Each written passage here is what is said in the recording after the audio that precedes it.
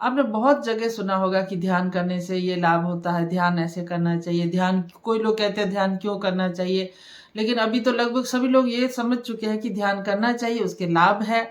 लेकिन ध्यान करने का सही तरीका है या ध्यान क्या है, ध्यान के बारे में यानी मेडिटेशन के बारे में बहुत जगह सही तरीके से जानकारी नहीं है।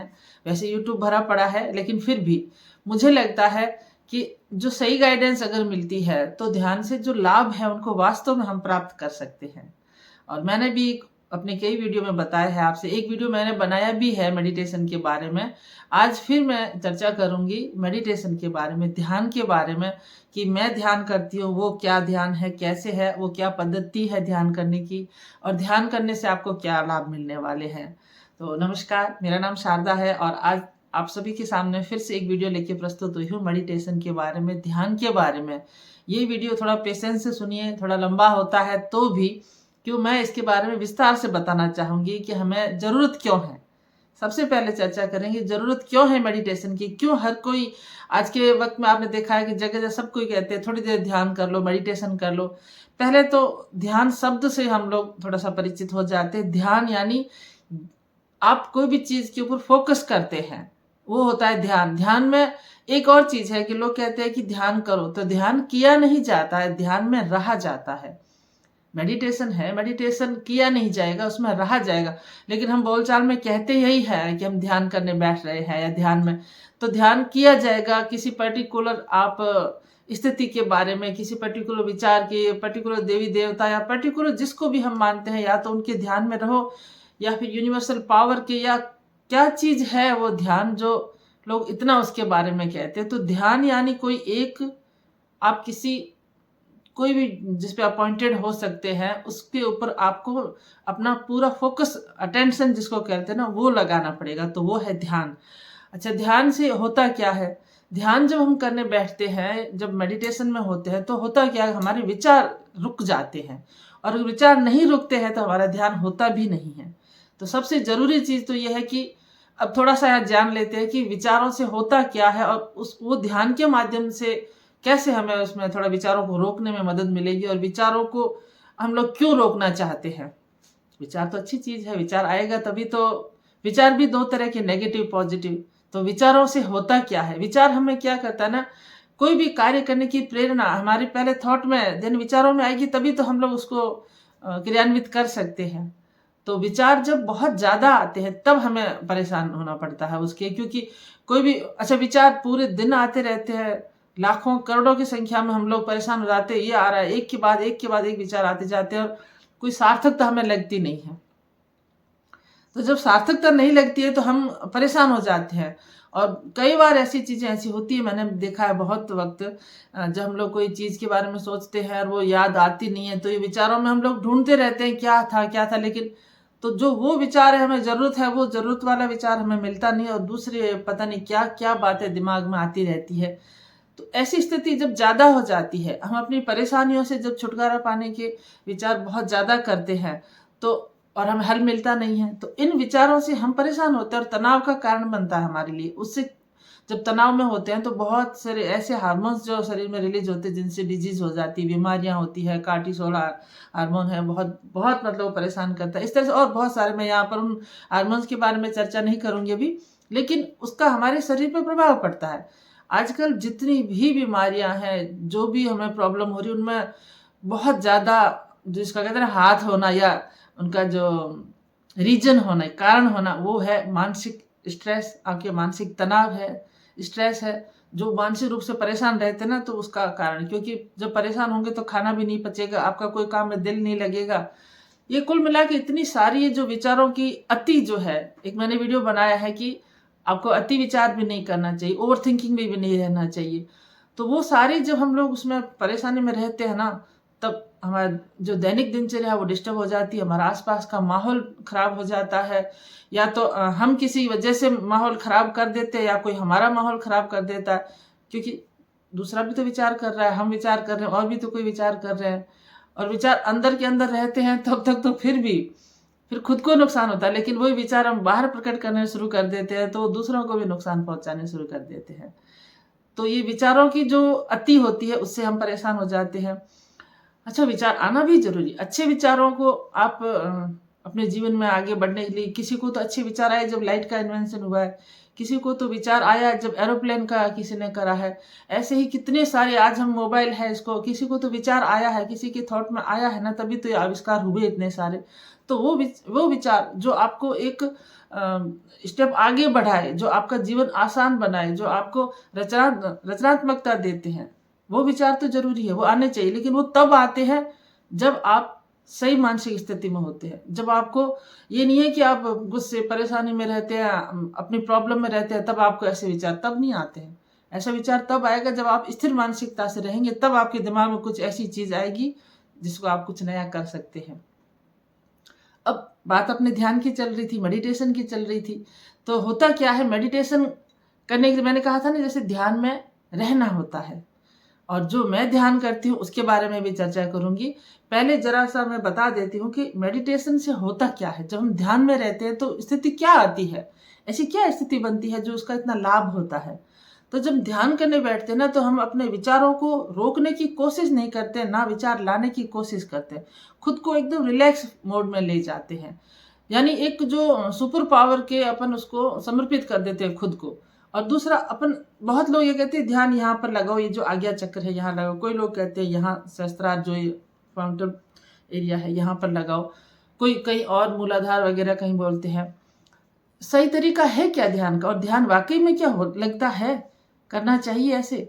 क्योंकि ऐसे तो बैठ गए, ऐसे तो होगा नहीं, कहीं दिमाग यहाँ कोई बोल रहा है कोई। ध्यान आपका वो है कि आपको थॉटलेस अवेयरनेस होनी चाहिए, यानी आपके आसपास क्या हो रहा है वो भी आप महसूस करते हुए भी आप अपना जो चीज में मनन कर रहे हो ना, आपका वहां से, आपका जिसको कहते हैं ना चित्त, यानी जो एकाग्रता, अटेंशन वहां से हिलना नहीं चाहिए। तो लाभ है कि जब आप शांति से बैठेंगे तो आपका सांस लेने की प्रक्रिया वो सही हो जाएगी, तो ब्रीदिंग आपकी सही हो जाएगी, तो विचार आपके धीरे धीरे करके ठहरने शुरू होंगे। और जब विचारों को आप उतना देखने की कोशिश नहीं करेंगे ना, तो विचार आपको परेशान भी नहीं करेंगे। मेडिटेशन करते हैं तब आपकी याददाश्त बढ़ने लग जाती है, क्योंकि आप बहुत ज्यादा उसमें नहीं फंसते हैं ना, कि विचारों को क्या देखने में नहीं लगे रहते हैं। और विचारों को एक देखना, एक आना चाहिए। जब मेडिटेशन में होते हैं हम लोग, तो विचार अपने को पता चल रहा है, हाँ ये ख्याल आया है, लेकिन हम उसमें उलझते नहीं है, उस ख्याल को हम गुजरने देते हैं। तो ये गुजरने देना है ना, यही एक यहाँ मेडिटेशन का लाभ लेने की तरीका है। अगर हम विचारों में उलझ जाते हैं तब हमें स्ट्रेस आता है। अगर हम विचारों को निकल जाने देते हैं कि ये निकल गया, ये विचार मेरा नहीं था, ये मेरे काम का नहीं था, ये मैं आपको सिखाऊंगी अभी आगे कि वो कैसे, क्या बोला जाता है, क्या मेडिटेशन का इतना है। तो वो ऐसे करके विचारों को गुजरने देते हैं। जब विचार गुजर जाएंगे तब हमें परेशानी नहीं आएगी, और क्योंकि विचार वही गुजरेगा जो हमारे काम का नहीं है। फिर हमें पता भी चल पाएगा कि कौन सा विचार काम का। अगर हम धीरे धीरे ध्यान की प्रक्रिया जो है, ध्यान में रहना बढ़ाते जाएंगे ना उसका, तो उसे पता चलेगा। और दूसरा होता है क्या, विचार, एक विचार उठता है गिरता है, उसके बीच में एक लम्ह की स्थिति आती है, यानी लम्हा भर ऐसा आता है कि हम वहां पर थॉटलेस हो सकते हैं। हमें वो स्थिति बढ़ानी है कि जब विचार उठा है, उठ के गिरेगा यानी निकलेगा, उसके बीच में जो है ना, एक विचार आने और जाने के बीच की जो एक स्थिति है, उसको गैप को हमें बढ़ाना है। जैसे जैसे वो गैप बढ़ेगा वैसे वैसे हमारी जो शारीरिक स्थिति है वो बेटर होती जाएगी, हमारा स्ट्रेस है वो दूर होता जाएगा, हमारा जो जितनी भी हमें जो सांस लेने संबंधी प्रॉब्लम है वो ठीक होने शुरू हो जाएगी, और हमारे जो भी रचनात्मकता वो सारी क्रियाएं बढ़ने लग जाएगी। और दूसरा, उसी दौरान हमारे जो पावर है वो राइज होती है, जिसको कुंडलिनी शक्ति कहते हैं, और जिसके बारे में भी आपके सामने चर्चा करूंगी। मैं मेडिटेशन करती हूँ वो क्या है और उसके बारे में क्या चीजें हैं। तो जो मैं आपसे आज कहने वाली हूँ उस ध्यान के बारे में, वो उसका ध्यान का नाम है सहज योग मेडिटेशन, सहज ध्यान है। तो सहज योग का जो मैं करती हूँ वो श्री माता जी निर्मला देवी, उन्होंने जो आदिशक्ति का अवतार है, उन्होंने इस ध्यान की जो प्रक्रिया का इजाद किया है, उन्होंने ही जो संस्थापिका है इस सहज योग मेडिटेशन के, उन्होंने ही इसका उद्भव किया है और सिखाया है। उन्होंने पहले खुद, वो है तो आदिशक्ति का अवतार, धरती पर मनुष्य का उत्थान के लिए उनका जन्म हुआ है, और उन्होंने ये मनुष्यों के लिए, क्योंकि मनुष्य बहुत परेशान है, एक दूसरे से लड़ना झगड़ना, इतनी ज्यादा परेशानियां हो रही, कोई खुद के लिए है नहीं, प्यार खत्म हो रहा आपस में, रिश्तों में, सब जगह सब कुछ इंसान, तो उनका रोकने के लिए इनका ये प्रक्रिया, वो अलग चीज है, उसको बाद में कभी बताऊंगी। लेकिन अभी जो ध्यान के बारे में है ना, कि वो उन्होंने ध्यान के बारे में क्या बताया है, क्या कुछ बताया है, तो उसके बारे में जरा चर्चा करेंगे कि सहज योग मेडिटेशन है क्या, सहज का अर्थ ही क्या है। तो सहज का, इसको अब हम लोग सहज का अर्थ समझेंगे। सहज मतलब आसान भाषा में हम लोग कहेंगे तो सहज का मतलब ही आसान होता है, जो आसानी से हो जाए वो सहज है। सहज यानी जो सहज आसानी से। दूसरा हो गया हमारे जो साथ ही जन्मा हो, स यानी साथ में, ज यानी जन्मा हुआ। तो सहज यानी जो ध्यान की जो प्रक्रिया है, जो शक्ति है, वो हमारे अंदर ही है, पहले से ही है, वो हमारे साथ ही जन्म हुआ उसका, और उसको पाने का हमारा अधिकार है। एक मूलभूत अधिकार होता है ना, वैसे मैं ये मानती हूँ कि हर किसी को अपनी आत्मा को पाने का अधिकार है। मेडिटेशन में क्या होता है, सबसे बड़ी चीज होती क्या है, उसमें हम अपनी आत्मा का साक्षात्कार कर पाते हैं। और जब आत्मा का साक्षात्कार होता है तो अपने आप ही वो शक्ति आपको, जो सुपर पावर से आपको कनेक्ट करेगी और आपकी प्रॉब्लम है धीरे धीरे धीरे धीरे ठीक होगी। तो जिस मैंने कहा, मैं जो मेडिटेशन करती हूँ सहज योग मेडिटेशन है। और सबसे बड़ी बात, ये कोई देवी देवताओं के फंडों में आपको फंसाता नहीं, कोई तंत्र मंत्र के फंडों में आपको फंसाता नहीं है ना। सहज है, नाम ही सहज है, आसान है। सॉरी। जब आपको किसी तरह की प्रॉब्लम नहीं फंसाता। दूसरा, फ्री ऑफ कॉस्ट है, एक भी रुपया लगना नहीं है। आप घर बैठकर इस ध्यान को कर सकते हैं। अगर आपके आसपास में जो सिखाने के लिए इसके जो सेंटर है, बहुत जगह है, वो नेट में भी आपको मिल जाएगा, सहज योग सेंटर कहाँ है, वहां जाके आप ये सीख सकते हैं। ऑनलाइन है, वो आप कर सकते हो। कहीं भी आपको अगर कोई पैसा मांगता है, इसका मतलब वो सहज योग का नहीं है, सहज योग मेडिटेशन नहीं है। सहज योग मेडिटेशन फ्री ऑफ कॉस्ट है।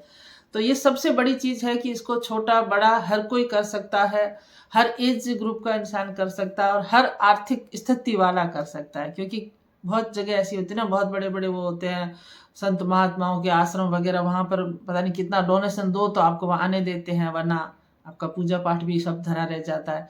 तो यहाँ वो बिल्कुल नहीं है चीज। ये कोई ऐसा है ही नहीं कि कुछ जिसमें आपको पैसा देना, प्रसाद चढ़ाना, पता नहीं क्या कुछ, वहां ऐसा कुछ भी नहीं। यहाँ केवल आपकी आत्मा का परमात्मा से कनेक्शन होना चाहिए, यानी जो आप सुपर पावर है, यूनिवर्सल पावर है, उससे।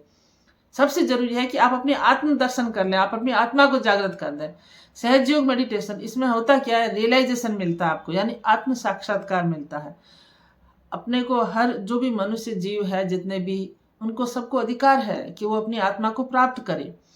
तो आज मेडिटेशन के बारे में बात करते हुए मैं अपना अनुभव भी शेयर करूंगी आपके साथ में कि मुझे क्या अनुभव हुआ था जब मैंने सहज योग मेडिटेशन करना शुरू किया। देखिए, जैसे मेरी जिंदगी में बहुत सारी प्रॉब्लम है, आपकी भी होंगी होंगी, ईश्वर ना करे किसी की जिंदगी में प्रॉब्लम, लेकिन मनुष्य है हम लोग, तो कुछ ना कुछ किसी ना किसी को लगा रहता ही है। ये ऐसा कोई नहीं कह सकता कि मुझे कभी दुख आया ही नहीं, ऐसा कोई नहीं कह सकता कि मैं हमेशा ही खुश ही रहा हूँ। हर किसी को कुछ ना कुछ दिक्कत आती है, ना सुख हमेशा रहता है, ना दुख हमेशा रहता है। लेकिन ऐसी स्थिति आती है ना कि इंसान ढूंढता है रास्ते कि क्या किया जाए, कुछ ऐसा रास्ता मिले। तो मैं भी थोड़ी इस तरह की खोजी प्रवृत्ति की रही कि कुछ तो ऐसी जगह ऐसा कुछ मिल जाए। और चूंकि मैं हिंदी की स्टूडेंट रही, मैंने कबीर वगैरह थोड़ा पढ़ा था, तो मुझे ये कुंडलिनी शब्द मेरे सुना हुआ था और इसके जो लाभ मिलते हैं, क्योंकि पढ़ते हैं तो पता चलता है कि भी ऐसा ऐसा घड़ा है जो उल्टा लटका हुआ है, वहां से अमृत बूंद टपक रही है, वो निकल रहा है। तो मैं जब छोटी थी सोचती ऐसा कैसे, कौन सा घड़ा उल्टा है, उल्टा है तो गिर जाएगा। अब जाके समझ में आया उल्टा घड़ा वो क्या चीज है। वो ध्यान करने के बाद पता चलता है सहस्त्रार है जो हमारा, जिसको ये जो फाउंटन एरिया बोलते हैं, जो फाउंटेन बोन, ये सहस्त्रार है। वीडियो थोड़ा लंबा हो रहा है लेकिन मैंने कहा ना कि आप थोड़ा सा इसको सुन के अच्छे से अगर समझ लेंगे ना, तो आपके लिए ध्यान में आना और ध्यान की प्रक्रिया बहुत आसान हो जाएगी, सीखना भी।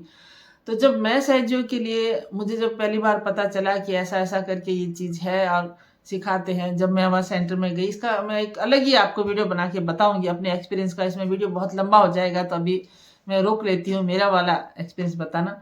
लेकिन जब मैं सीखी हूँ तब फिर मुझे लगा कि ये तो बेस्ट तरीका है।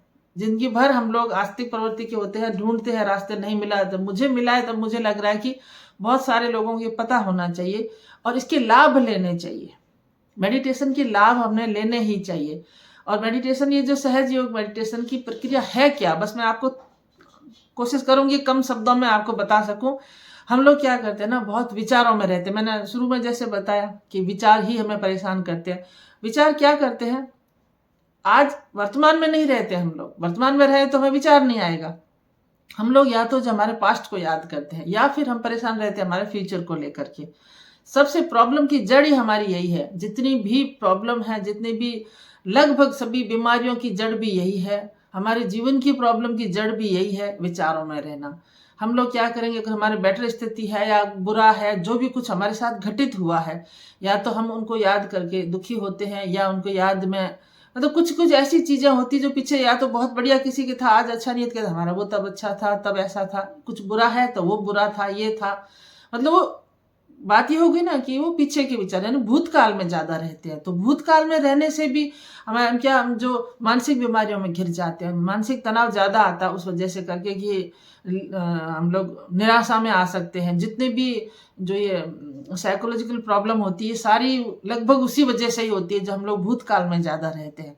अब आ गया, बहुत लोग होते हैं भविष्य वाले सोचने वाले, आज ऐसा नहीं है तो कल कैसा हो जाएगा, कल के लिए ये करना। बहुत लोग आपने देखा होगा ना, कितने काम धंधों में लगे रहते हैं, खाना भी टाइम पे खाते नहीं है, कुछ भी चीज उनको सांस लेने की फुर्सत नहीं है। हमें ये करना, हमें वो करना, और आगे की कितनी कितनी प्लानिंग करते हैं, ये करना, उसके लिए ये करना, फिर ऐसे करना। वो एक साथ बैठेंगे ना, आज अभी क्या खाना खा रहे हैं उसको वो नहीं देख रहे हैं थाली में है क्या, और ये करेंगे वो करेंगे वो करेंगे। तो ये विचार है ना, जो ये भविष्य के विचार है।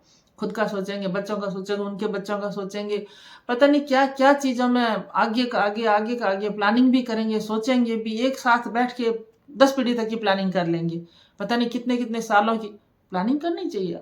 थोड़ी बहुत तो देखो हर कोई इंसान करेगा ना अपने जीवन की, कि ये चीज है ऐसे ही ऐसे ही ऐसे करना चाहिए। लेकिन अति जब हो जाती है ना कोई भी चीज की, हम ये नहीं है कि भूतकाल में जाके यानी हमारे जो बच्चों का बचपन है, हमारा बचपन वो याद नहीं करते हैं, अच्छी मेमोरी याद नहीं करते, पेरेंट्स है पूर्वज है उनको याद नहीं करते। लेकिन याद करने एक सीमा होती है, उसमें खुद घुस नहीं जाते हैं। एक घुस नहीं जाना चाहिए उस तरीके की हमें उससे प्रॉब्लम आए, वो नहीं करना है।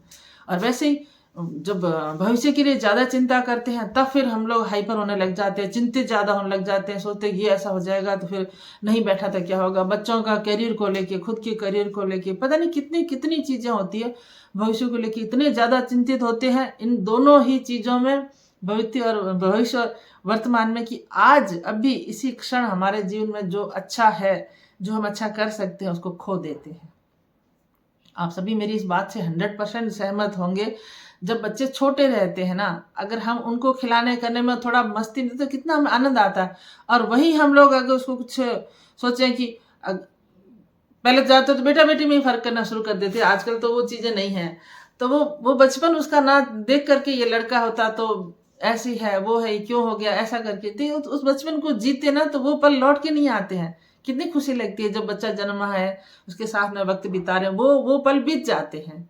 ऐसे ही अगर हमारे जीवन में कुछ जैसे तीज त्योहार व्रत वगैरह कुछ भी ऐसे फंक्शन वगैरह होते हैं तो वो उसी दिन की उसी पल के लिए बने, इसीलिए ही है।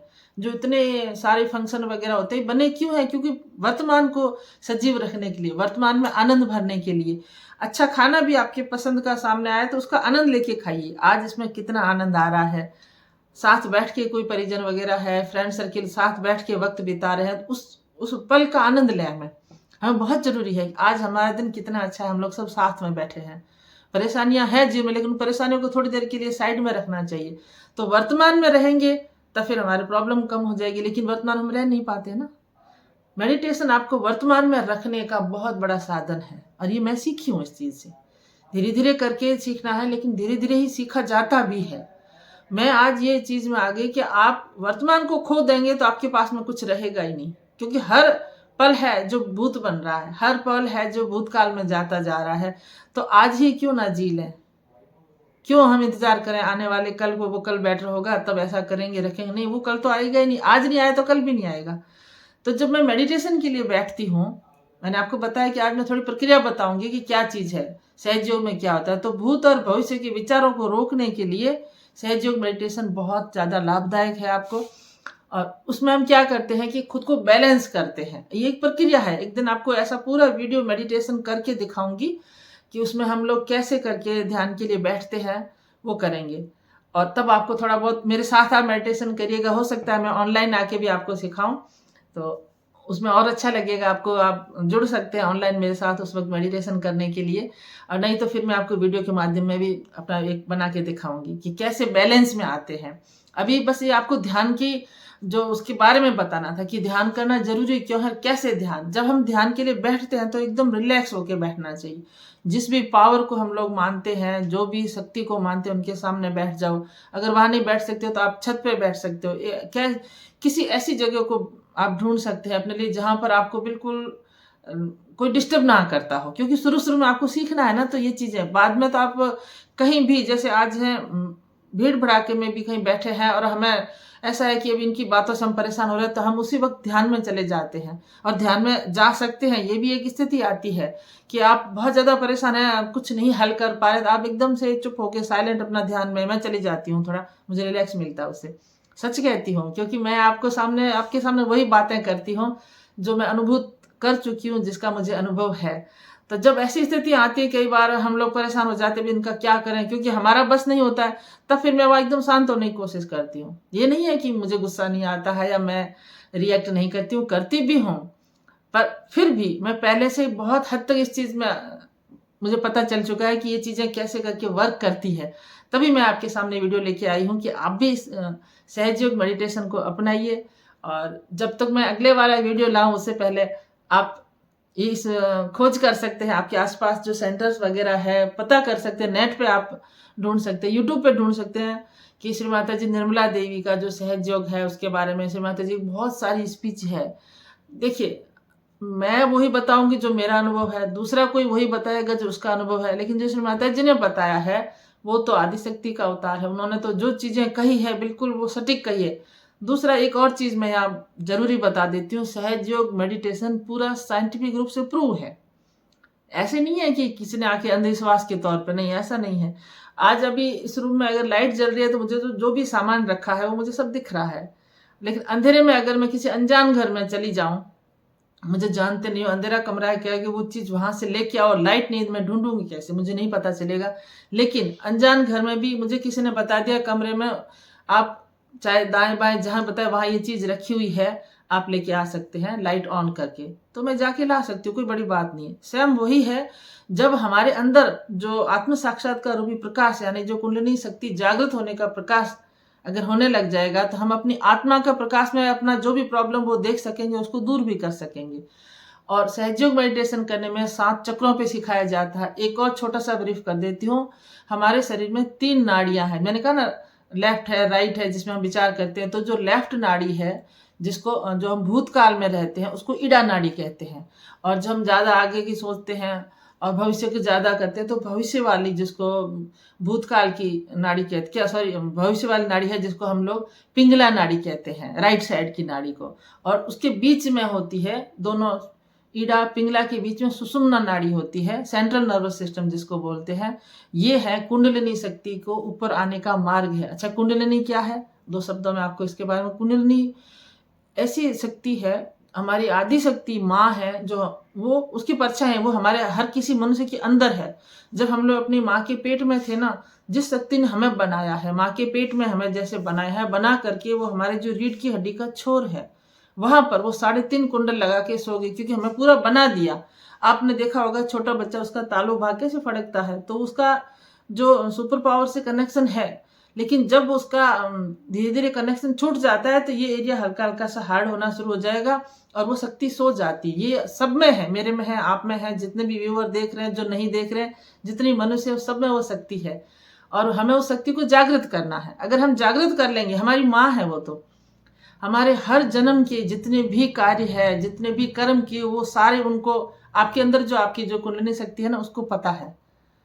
किसी को पता नहीं होता है, लेकिन उनको आपका सब रिकॉर्ड पता है। जैसे बच्चा माँ के पेट में होता है, जन्मता है, तो जितना एक माँ अपने बच्चे को जानती है उतना दूसरा नहीं जानता, ये उनसे भी ज्यादा, यानी हमारी जन्म जन्मांतर की माँ है कुंडलिनी शक्ति, जिसको जागृत करना, जिसको पाना हम सभी का अधिकार है। और आप इसको कोशिश करिए, इसको जगाइए अपने मदर को। ये जो आपकी आदि शक्ति माँ, कुंडलिनी माँ है, उसको आप जगाइए। और ये किसी धर्म में नहीं बंधी हुई है, कोई भी हिंदू मुस्लिम सिख ईसाई किसी धर्म का नहीं है, हर मानव का है। मैं यहाँ एक शब्द यूज करती हूँ, हर मनुष्य का हक है। हर मनुष्य का हक है, तो उसको अपना पाना चाहिए अधिकार, और अपनी आत्मा को प्राप्त करना हर किसी का हक है। तो आप कोशिश करिए कि आप भी एक बार या तो मेरी वीडियो का इंतजार कर लीजिए, नहीं तो फिर अपने आसपास सहयोग मेडिटेशन सेंटर के बारे में पता करिए, वहां जाइए और आत्म साक्षात्कार का अनुभव लीजिए। आपको जो अनुभव आता है आप मुझे यहाँ इस वीडियो के कमेंट बॉक्स में आके मुझे कमेंट करके बताइए। ये वीडियो लंबा है लेकिन आपको मेरा अनुरोध है कि इस वीडियो को पूरा सुने, एक बार आप इसको पूरा सुने और मुझे बहुत खुशी होगी अगर मेरे जो इतनी देर से मैं आपको बता रही हूँ शब्दों का अगर आपके ऊपर थोड़ा बहुत भी ऐसा लगता है कि हाँ हमें एक बार करके देखना चाहिए। सहयोग मेडिटेशन क्या चीज़ है, अपनी आत्मा को पाना फ्री ऑफ कॉस्ट, आपके अंदर छुपा हुआ खजाना आप पा सकते हैं।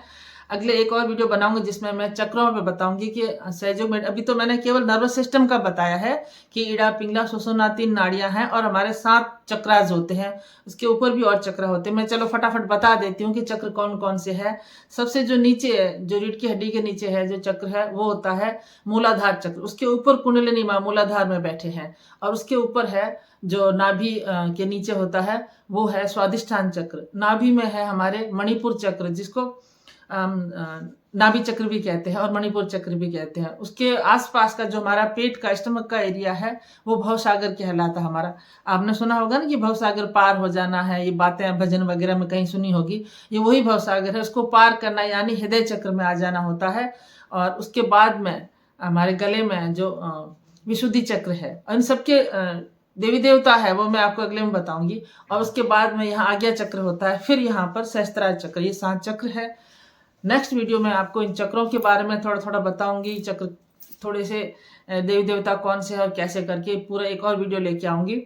आज अभी इस वीडियो को विराम दूंगी, लेकिन आप सबसे मेरा ये हम्बल रिक्वेस्ट भी है, अनुरोध है कि आप एक बार अपने आप को प्राप्त करने की कोशिश करिए। जहाँ कहीं भी आप रहते हैं वहाँ से, चाहे आप यूट्यूब से देखें चाहे आप अपने आसपास के सेंटर है जहाँ वहाँ जाएं, एक बार सहयोग मेडिटेशन का अनुभव करके देखें। पैसा नहीं लगना है और मिलना तो बहुत कुछ है। आती हूँ फिर किसी और वीडियो के साथ। तब तक अगर मेरा वीडियो आपको अच्छा लगता है देख करके तो उस वीडियो को लाइक करें, मेरे चैनल को सब्सक्राइब करें, अपने फैमिली फ्रेंड्स वगैरह के साथ में शेयर भी कर सकते हैं। नमस्कार।